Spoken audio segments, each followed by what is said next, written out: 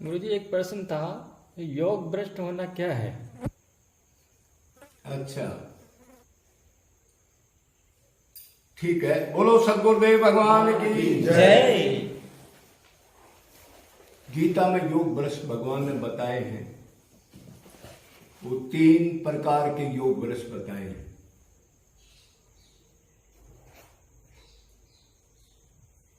तो योग भ्रष्ट का मतलब ये है कि एक आदमी एक जन्म में प्राप्त कर लेता है, एक 2 जन्म में भगवान को प्राप्त कर लेता है, एक 3 जन्म में। इसको कहते हैं योग भ्रष्ट। योग का मतलब है मिलना, संबंध बनाना, जुड़ना। लेकिन जुड़ते जुड़ते जुड़ते जुड़ते कसर रहेगी और भ्रष्ट हो गया, मतलब जुड़ा नहीं। मतलब क्या है? शरीर छूट गया। अब मान लो उसने 80% कमाई की तो नंबर उधर लग गए, पूर्ण अंतकरण शुद्धि नहीं हुई, आखिरी चिंतन नहीं बना। तो एक तो योग भ्रष्ट ऐसा होता है जो कि किसी गुरु से ज्ञान लेकर के और अभी वो लग गया, अंतकरण शुद्धि नहीं हुई है, अभी मन और इंद्रियां उसकी भागती हैं, लेकिन वो शुरू कर दिया उसने, अब मैंने अभी यही करना है। मतलब ये ज्ञान हो गया, अब मैं आत्मा हूं और मेरा संबंध सिर्फ श्री कृष्ण से है, मतलब भगवान से है, और मेरा संबंध किसी से, ये विचार करके वो लग गया।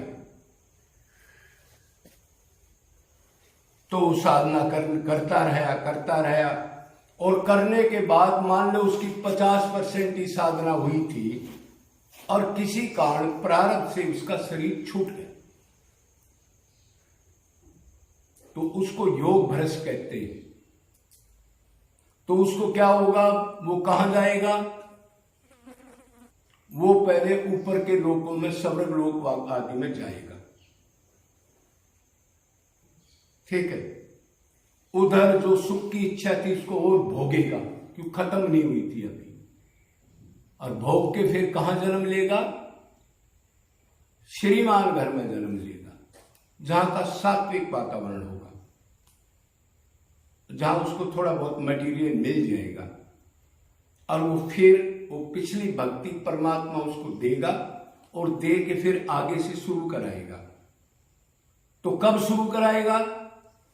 पहले जो उसके प्रारब्ध बचे हुए थे उसको जूते चप्पल खुआएगा पहले, मतलब फिर उसको घुमाएगा, और जो घुमा के फिर जो पिछली भक्ति योग भ्रष्ट 50 नंबर खत्म हुए थे उधर से फिर शुरू कर देगा।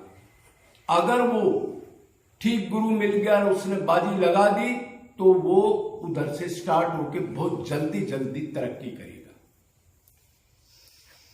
तो एक तो योग भ्रष्ट ये है। दूसरा योग भ्रष्ट होता है जो गुरु से ज्ञान लेकर के और अपनी भक्ति में लग गया, साधना करने लग गया, और साधना करते करते करते करते तकरीबन 90% चला गया, लेकिन 10 नंबर नहीं मिले। फिर प्रारब्ध से शरीर छूट गया या भगवान का के दर्शन नहीं हुए, लेकिन उसने पक्का निश्चय कर लिया था, दृढ़ निश्चय, अब मैं आत्मा हूं, मेरा संबंध उसी से है, मैंने उसी को ही प्राप्त करना है। सब चीजों को उसने अलग कर दिया। भक्ति करते करते पहले तो आप शरीर को रोकोगे ना, पहले शरीर को अलग कर लो, और फिर गुरु या प्रेमियों में जाके नित्य निरंतर चिंतन हो, वहां पर फिर आपका धीरे धीरे सुधार होने लग जाएगा। लेकिन वो सुधार ऐसे नहीं होगा 5 दिन तो वो लिया फिर खा के उधर चले गए गटर का पानी पीने संसार में, तो जो सुधार हुआ था उसका भी सर्वनाश हो जाएगा। ऐसे तो फिर अरब जन्म ले लो था ही, और ले ही रहे हम, अनंत जन्म तो ले चुके। तो उसका दृढ़ निश्चय हो गया था, बिल्कुल भगवान की उपासना करके बहुत अंतकण की शुद्धि कर ली थी, लेकिन शरीर छूट गया। तो फिर उसको क्या होगा, उसको डायरेक्ट ऊपर नहीं जाना पड़ेगा स्वर्ग आदि में भी, डायरेक्ट योगियों के घर में जन्म लेगा, मतलब भगत के घर में जन्म लेगा। मतलब जिसके माता पिता सात्विक हों, जो इस टाइप की बात करते हों, घर में ज्यादा मेल मिलाप ना रखते हों, भारी अपने टाइम को खर्च ना करते हों, एकांत में रहते हों, अपना 2 रोटी कमाते हों, थोड़ा बहुत चिंतन वगैरह कीर्तन वगैरह बातें भगवान की चलती हों, ऐसे घर में जन्म लेगा तो उसको सारा मटेरियल मिल जाएगा।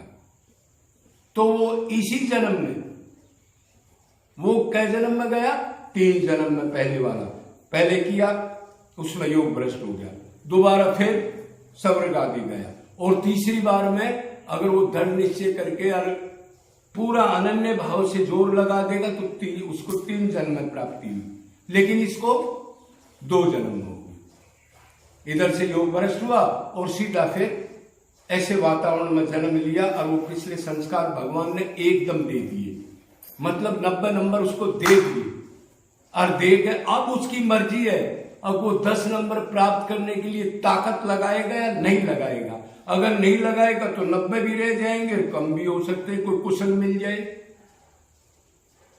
समझ गए भाई, ऊंचे लेवल पे भी साधक गिर सकता है ना, या भक्ति का अहंकार आ जाए कि मैं तब तो प्रचार करूंगा, भगत बन गया, मेरे को क्या जरूरत है, या मनमुखी भक्ति करने लग जाए, किसी गुरु के अंदर ना रहे और अपने को भगत मान ले।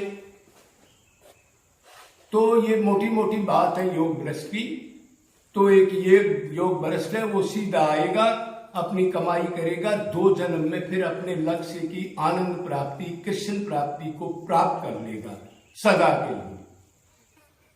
बोलो वृंदावन बिहारी लाल की जय, सदगुरुदेव भगवान की जय जय।